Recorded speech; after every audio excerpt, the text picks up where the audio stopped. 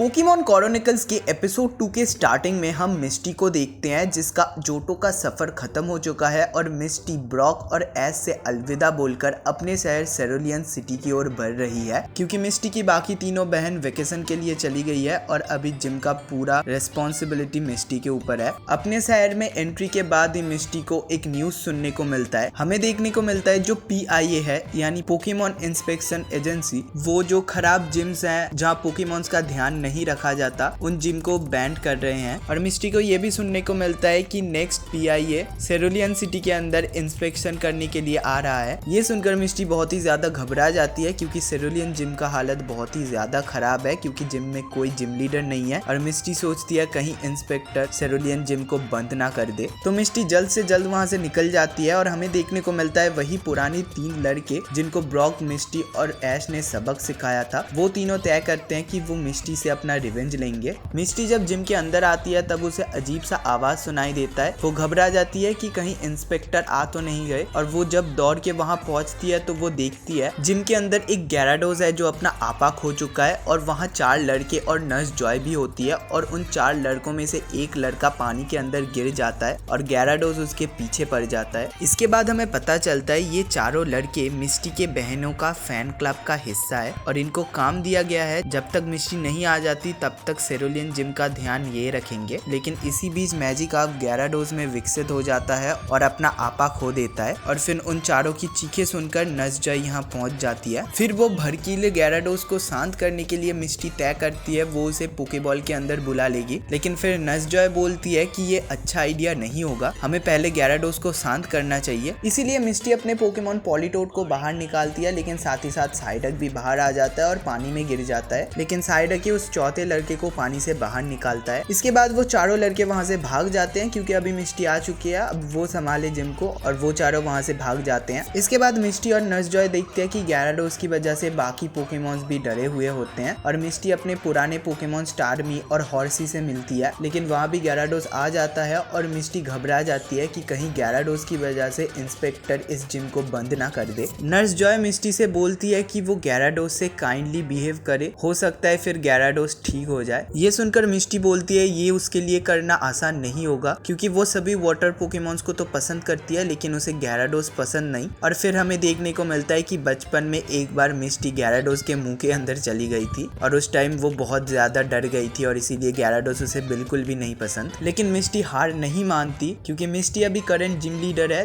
तो वो अपना पूरा बेस्ट देगी। और ये सब कुछ वो तीनों लड़के सुन रहे थे और वो तय करते हैं कि वो कुछ लोचा पकाएंगे। इसके बाद हम देखते हैं मिस्टी बिल्कुल पहले की तरह मरमेड बनकर वाटर परफॉर्मेंस देने के लिए तैयार है। तो गैराडोस जब मैजिकार्प था तब उसने मिस्टी के साथ परफॉर्मेंस किया था और हो सकता है मिस्टी अगर फिर से परफॉर्म करे तो गैराडोस को पुरानी बातें सब याद आ जाए और वो शांत हो जाए। तो यहाँ मिस्टी की मदद करने के लिए बाकी पोकेमॉन्स भी आ जाते हैं और वो सभी मिलकर डांस करने लगते हैं और यहाँ मिस्टी क्या लग रही थी। लेकिन इतना कुछ करने के बावजूद भी गैराडोस को अकल नहीं आया और पानी में बवंडर आ गया और मिस्टी यहाँ डूब रही थी और ऐश और ब्रॉक को याद कर रही थी। तभी हॉर्सी मिस्टी को बचाता है। ये देखकर वहाँ जो तीनों लड़के हैं वे सोचते हैं कि ये जिम लीडर तो बहुत ही ज्यादा कमजोर है, चलो जिम को अपना बना लेते हैं। फिर मिस्टी ब्रॉक और ऐश को लेकर सपना भी देखती है जहाँ सपने के अंदर ऐश और ब्रॉक बोल रहा है कि जिम बंद हो चुका है, ऐसा रूमर सुनने को मिला है। तो घबराहट से मिस्टी सपने से उठ जाती है। फिर हम देखते हैं नर्स जॉय अभी भी मिस्टी के पास है। नर्स जॉय मिस्टी से बोलती है कि कुछ टाइम के लिए वो गैराडोस को दूसरे पोकेमॉन से अलग रखे वरना दूसरे पोकेमॉन्स के ऊपर इस बात का गलत इम्पैक्ट पड़ेगा। गैराडोस को अलग करने के लिए मिस्टी गैराडोस को पोकेबॉल के अंदर बुलाती है लेकिन वो नहीं जाता, इसलिए मिस्टी को केज का यूज करना पड़ता है और मिस्टी को खुद भी बुरा लग रहा था ऐसा करके। और मिस्टी बोलती है वो इसको लेकर कुछ नहीं कर सकती, शायद वो एक अच्छी जिम लीडर नहीं है, वो एक फेलियर है। और ठीक इस मोमेंट पे वो तीनों लड़के अनाउंसमेंट करते हैं क्योंकि मिस्टी ने ऐसा बोला इसीलिए वो एक बैटल टूर्नामेंट रखेंगे और जो वो टूर्नामेंट जीतेगा वो बनेगा इस जिम का अगला जिम लीडर।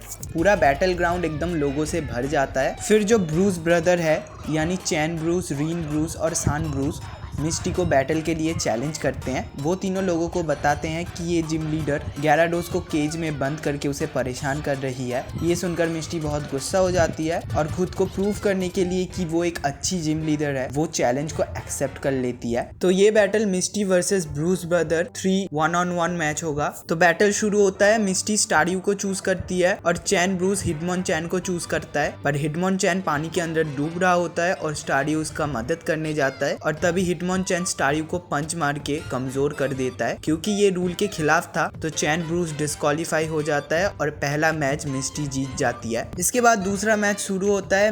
मिस्टी कॉर्सोला को चूज करता है और चैन ब्रूस टेंटाक्रूल को चूज करता है, लेकिन मैच के बीच में बाकी दो ब्रूस ब्रदर भी अपने टेंटाक्रूल को छोड़ देते हैं और कॉर्सोला के ऊपर हमला कर देते हैं। कॉर्सोला कमजोर हो जाती है। ये देखकर मिस्टी पानी में कूद जाता है कॉर्सोला को बचाने के लिए और ग्याराडोस ये सभी देख रहा होता है और ऐसा करने के लिए नर्स जॉय सेकेंड राउंड में भी ब्रूस ब्रदर को डिस्क्वालीफाई कर देती है। नर्स जॉय बोलती है कि ऐसे ट्रेनर्स कभी जिम लीडर्स नहीं बन सकते। ये सुनकर ब्रूस ब्रदर्स गुस्सा हो जाते हैं और ये दिखाने के लिए कि वो जिम लीडर बनने के काबिल है वो ग्याराडोस को शांत करने की कोशिश करते हैं और उसके लिए वो अपने तीनों टेंटाक्रूल को ग्याराडोस के ऊपर हमला करने के लिए बोलते हैं। ये देखकर मिस्टी ग्याराडोस को बचाने के लिए चली जाती है और पॉइजन नीडल के आगे खड़ी हो जाती है और फिर टेंटाक्रूल के टैकल अटैक से मिस्टी बेहोश हो जाती है। ये देखकर ग्याराडोस केज तोड़ने की कोशिश करता है और ऐसे वो मिस्टी को बचाता है और फिर ग्याराडोस अपने अटैक से तीनों टेंटाक्रूल को आसमान में उड़ा देता है और साथ ही हाइड्रोपम्प का यूज करके ब्रूस ब्रदर्स को भी उड़ा देता है। ग्याराडोस अब मिस्टी से बिल्कुल अटैच हो गया था